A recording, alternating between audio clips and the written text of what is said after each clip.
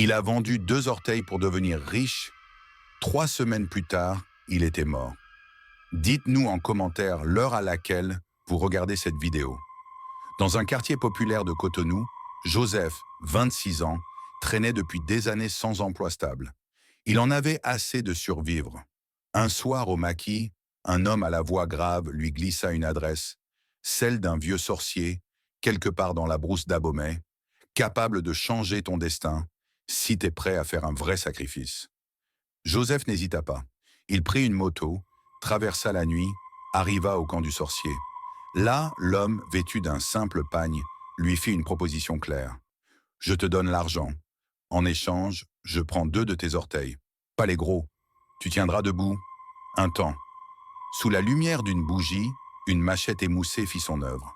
Joseph hurla, perdit connaissance. À son réveil, il avait mal. Mais une mallette pleine de billets reposait à ses pieds.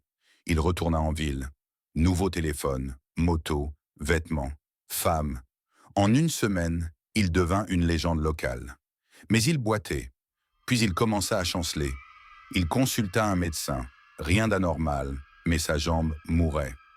Un mois plus tard, un enfant du quartier fut retrouvé égorgé, puis un autre.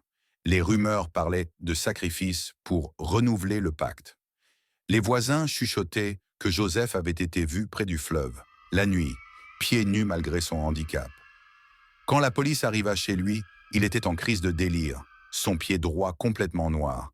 Dans son congélateur, des petits sacs scellés contenant ce qui semblait être des fragments humains. Joseph mourut à l'hôpital psychiatrique 2 jours plus tard. Son dernier mot: je voulais juste marcher vers l'argent, pas vers l'enfer. L'enquête est toujours en cours, notamment pour identifier les restes humains retrouvés et comprendre s'ils sont liés à des disparitions signalées dans la région ces derniers mois. Aucune accusation officielle n'a été retenue et aucun autre suspect n'a été arrêté à ce jour.